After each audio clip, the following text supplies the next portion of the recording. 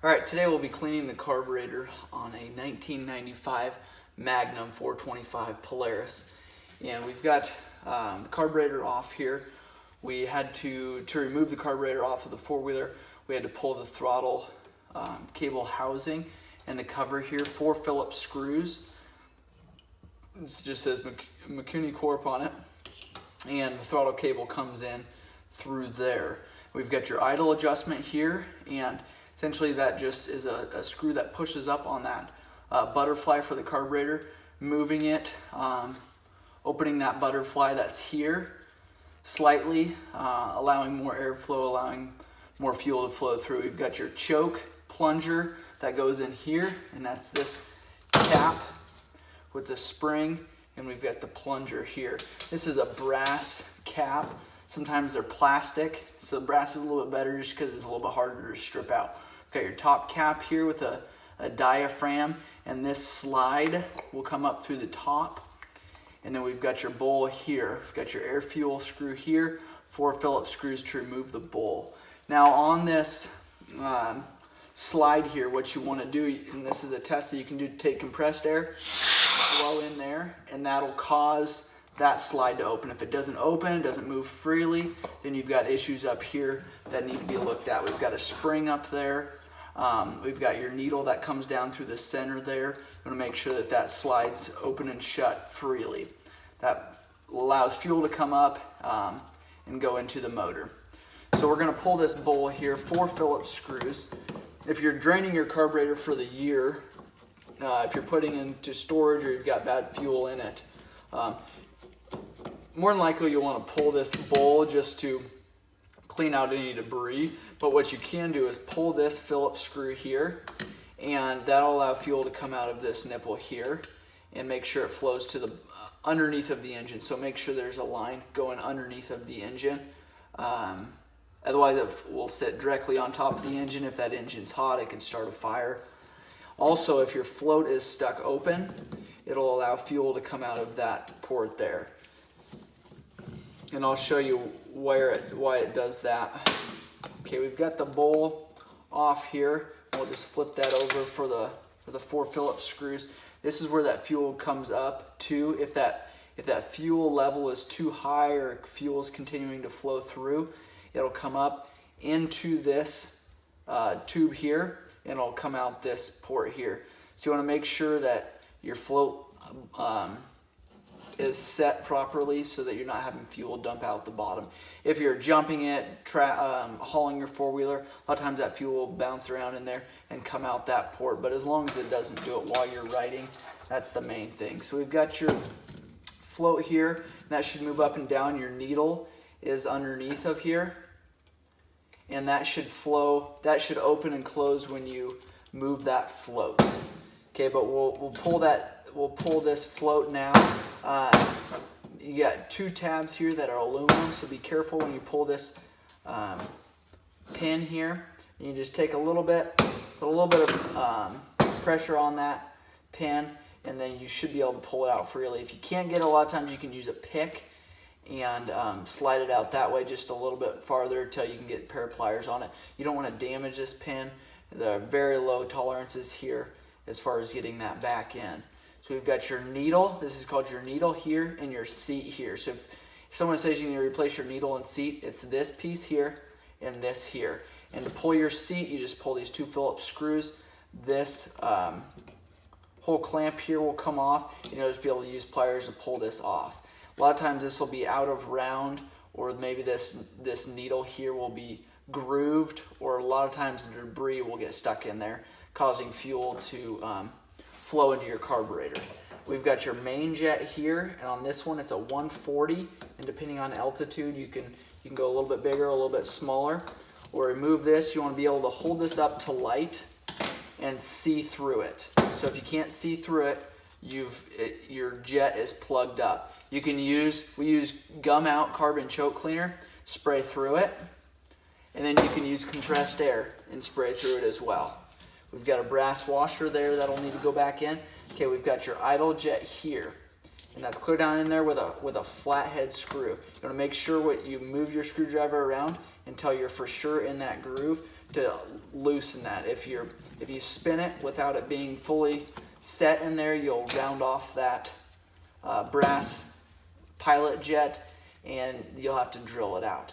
So we've got your pilot jet here. Same thing, you want to be able to see through this when you hold it up to light. If you can't see through it, either replace that jet or clean it out. Now these pilot jets are so small that most jet cleaners aren't small enough to get through there. So what I do is, if I have electrical wire, or in this case today I used a winch wire off of a winch four-wheeler that was frayed on one side, and that wire was small enough to fit through there, and then I cleaned it out that way. So you want to blow through these ports here to make sure that they are clear of any debris. You can spray carbon choke cleaner in there. We've got your air fuel screw here that before pulling that out, what you want to do is run that all the way in. So if we've got it set here, we'll do one full turn, another full turn. This is two turns out. So we screwed it all the way in just to know what setting we were at. Then we can pull it all the way out.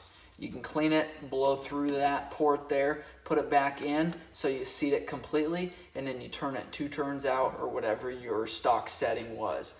So this time we'll turn it 2 turns out.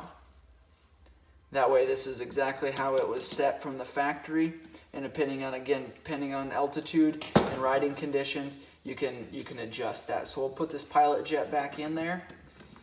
Make sure you're seated on there properly before you secure it in there. And it's a brass jet going into aluminum carburetor, so you do not need to tighten this thing down so much that it damages it. Main jet, make sure you've got your brass washer on there. Put that on. Again, same thing, you don't need to over tighten it. Make sure it's started by hand first, that way you know your threads are lined up. And then snug that up, and then we've got our needle that'll go back down into the seat here. And if you need to adjust your float height, you've got a metal tab right here that can be adjusted up or down. You just want to do slow increments if you're adjusting it. I just suggest replacing that needle and seat if you ever have fuel leaking.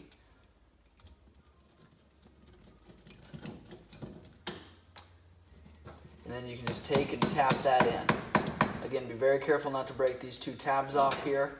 Your fuel will come in here from your fuel tank, will go in this port here through your carburetor and out of this needle and seat area. So you want to make sure that this port is clean. You can take compressed air and blow. You don't want to blow hard on it, but blow just a little bit. Make sure that it moves this float. If it doesn't move your float, then this port is plugged or something's wrong in your needle and seat.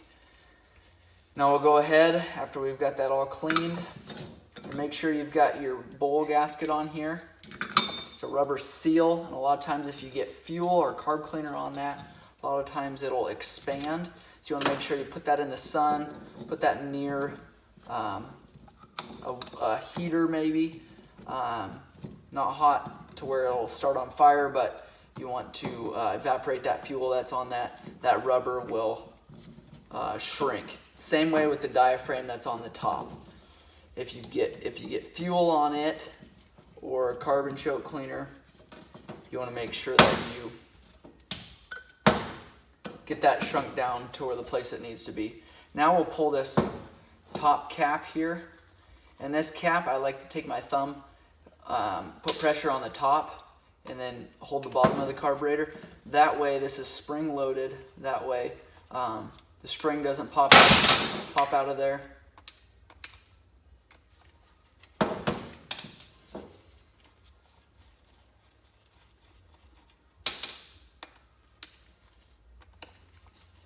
And it's not going to be a heavy spring to where you're gonna have troubles holding it, but you don't want that diaphragm to slide in there, get ripped, or cause any damage or parts to go everywhere. But we'll pull that cap there. There's your spring. Here's your diaphragm here. A lot of times if a four-wheeler's been sitting for a while, this diaphragm will crack, or it'll be ripped. So you want to make sure that slides up and down. We could push it all the way up, like that. You want to make sure that if you're coming completely out with it, that it's not held up anywhere. But there is your slide there. Very careful when handling this, is it's light rubber. You want to make sure going back together that your needle falls down into the right place. Put your spring in there. The cap back on. Make sure that this is seated in the groove. Make sure that that spring sets in that tab there. And then go back together with it. And you can hold, again, put your finger on it. Don't slide it around because it'll cause that diaphragm to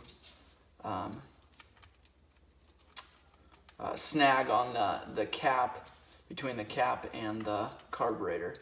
So we'll put these Phillips screws back in.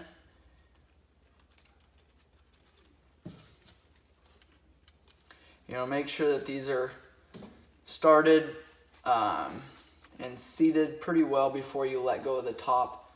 That way that diaphragm doesn't jump out of place. We've got two vent ports here, this one and this one. These are just allowing air to come in and out, and you'll make sure that there's a hose on there so it's not sucking dirt in or water. Here is your throttle cap that we can put back on, and your carburetor is clean on your Polaris.